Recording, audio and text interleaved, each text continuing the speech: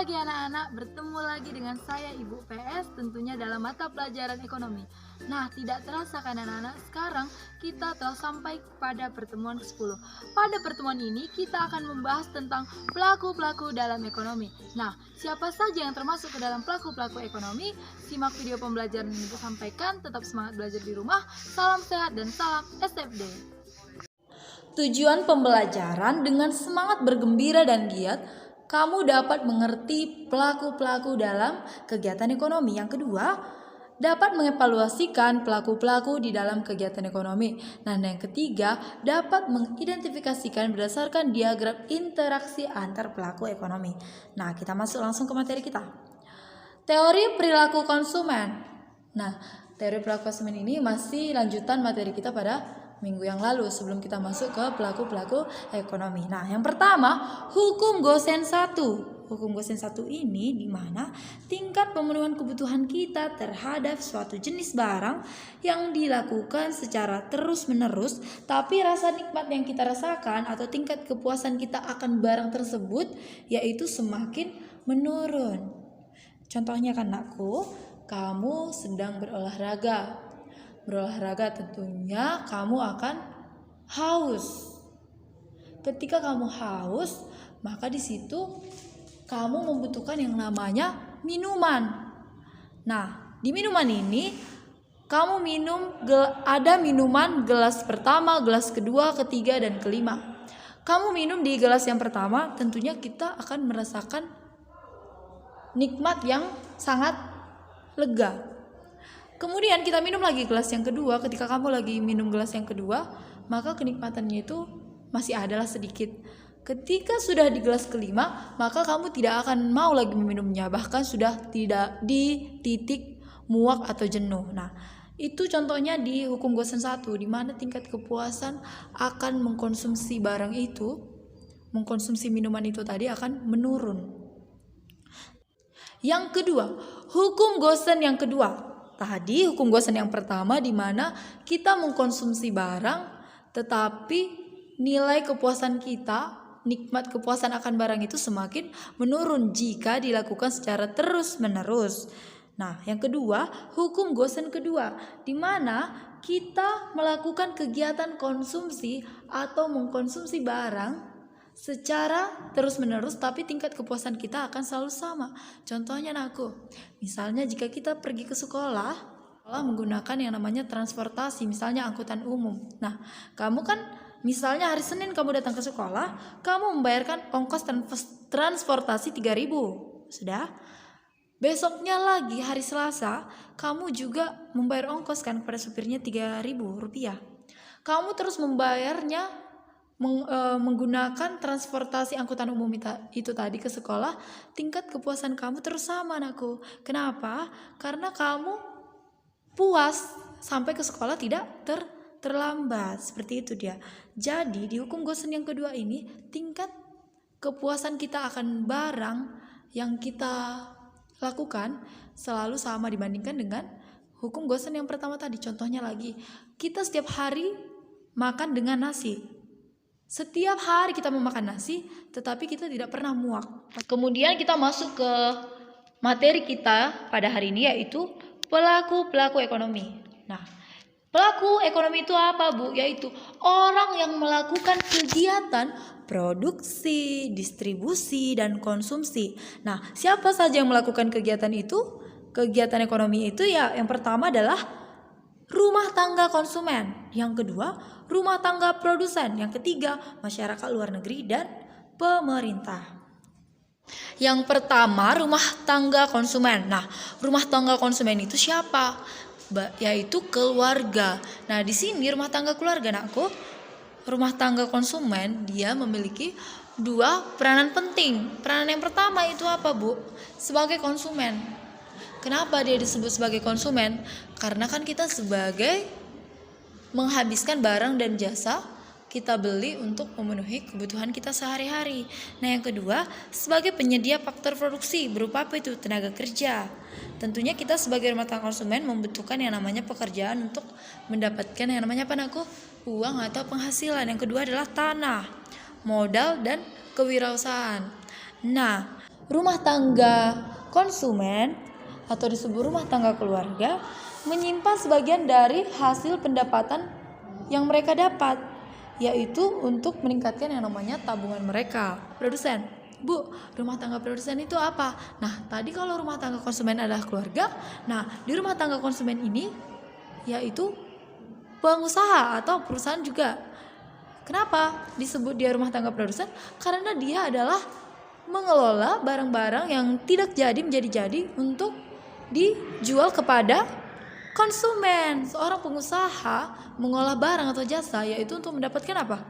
Untuk mendapatkan, iya benar, untuk mendapatkan keuntungan. Ya tidak mungkin dong seorang pengusaha itu mengolah barang dan jasanya, anakku, tidak untuk mendapatkan yang namanya keuntungan.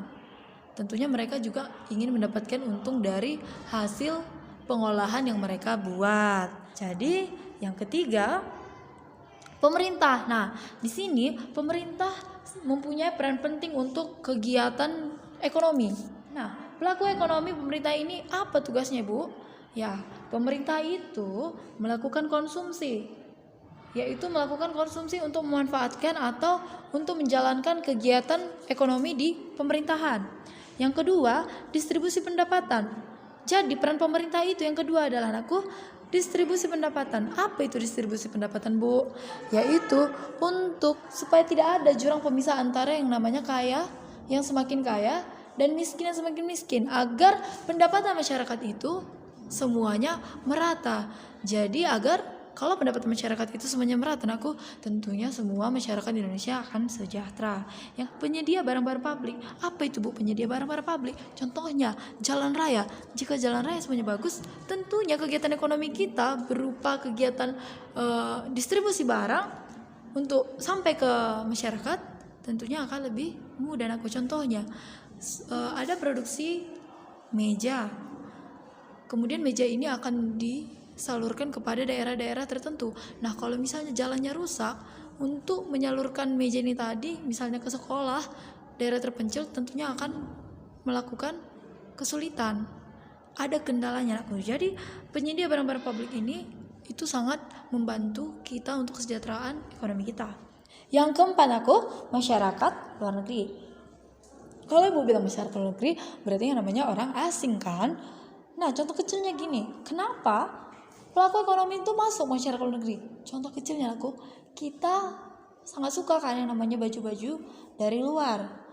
Karena kita suka tren-tren yang sedang zaman gitu. Misalnya baju-baju Korea, terus sepatu-sepatu yang bermerek, itu semua dari luar negeri. Tidak ada yang dari dalam negeri kan. Tentunya kita suka sepatu-sepatu yang bermerek, kemudian tas-tas bermerek. Nah, itu kita dapatkan barang-barang itu dari mana kok? Tentunya dari luar negeri. Kalau kita membeli barang-barang luar negeri, tentunya kita mengimpor barang dari luar negeri kan. Nah, kenapa ada ekspor juga, Bu? Kan Indonesia juga ada pengolahan barangnya. Pengolahan barangnya contohnya misalnya meja, kursi. Nah, kita juga mengekspor barang. Masyarakat luar negeri juga ingin membeli barang-barang yang kita produksi. Nah, di situ terjadi yang namanya impor dan terjadi namanya ekspor. Nah, selain itu, masyarakat luar negeri ini juga berperan yaitu ahli dalam teknologi. Nah, mereka kan sangat ahli dalam penggunaan teknologi. Tentunya kita juga ingin seperti masyarakat luar negeri, dan ada yang namanya kita itu membeli komputer atau laptop dari luar negeri untuk kita pakai memenuhi kebutuhan sehari-hari. Nah, peranannya apa lagi, Bu? Pemerintah dapat memperoleh pinjaman untuk biaya pembangunan. Kita juga bisa meminjam dari luar negeri. Jadi ada kerjasama antara pemerintahan kita dengan pemerintah luar negeri, yaitu untuk kesejahteraan kita dalam kegiatan ekonomi kita. Model diagram interaksi antara pelaku ekonomi atau circular flow diagram. Nah, pertama, model diagram dua sektor. Nah, di model diagram dua sektor ini yaitu ada dua sektor pelaku ekonomi. Yang pertama, rumah tangga konsumen dan rumah tangga produsen. Nah, rumah tangga konsumen ini adalah penyedia faktor-faktor produksi. Apa itu, Bu? Faktor-faktor produksi yang pertama itu tenaga kerja, tanah, dan modal ataupun skill. Nah, rumah tangga konsumen ini menyediakan faktor-faktor produksi yang diberikan kepada rumah tangga produsen. Kemudian, rumah tangga produsen ini menerima faktor-faktor produksinya itu seperti tenaga kerja, modal, tanah berupa gaji. Kemudian, rumah tangga produsen ini adalah pengolah atau memproduksi barang dan jasa. Kemudian, rumah tangga konsumen akan menerima balas jasa dari faktor-faktor produksi ini. Contohnya, misalnya, jika rumah tangga konsumen menyediakan tenaga kerja, tentunya dia akan mendapatkan yang namanya upah atau gaji dari produsen. Nah, ketika dia mendapatkan gaji atau upah dari si produsen ini tadi, maka dia akan membeli barang jasa dari produsen. Tadi kita telah membahas model diagram 2 sektor.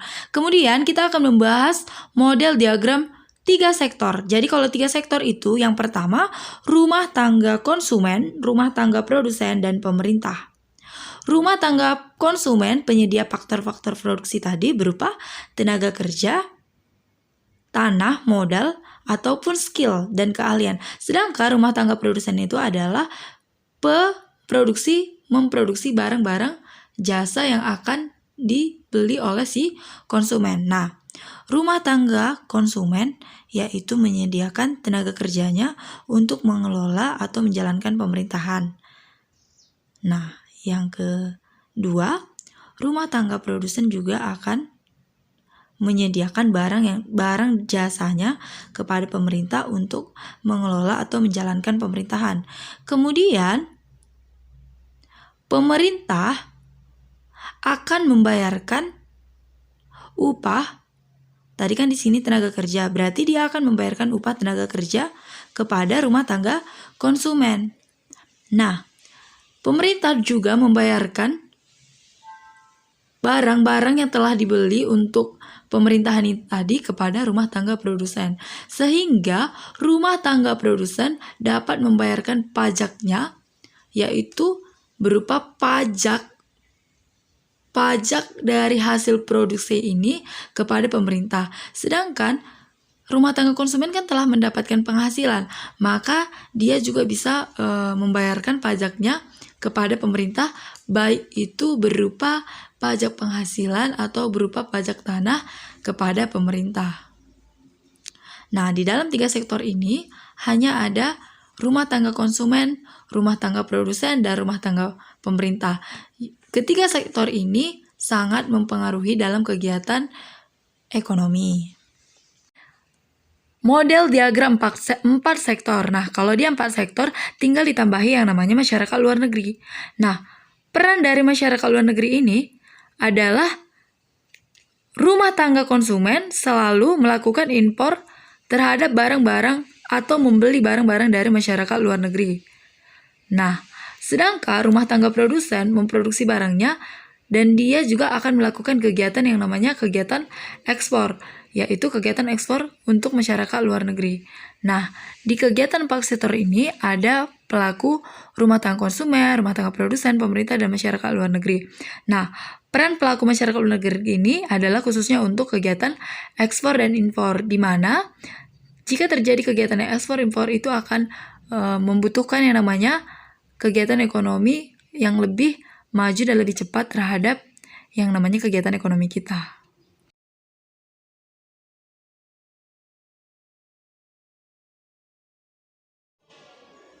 Nah, sekian materi pembelajaran kita pada hari ini. Jangan lupa untuk melengkapi catatannya dan kerjakan tugasnya. Setelah mempelajari materi kita pada pertemuan kali ini, nilai SFD apa yang dapat kamu ambil, refleksikan ke dalam diri kamu, tanyakan dalam diri kamu, dan tulis di buku latihan kamu. Nanti dikirim jawabannya bersamaan dengan tugas yang Ibu kirim.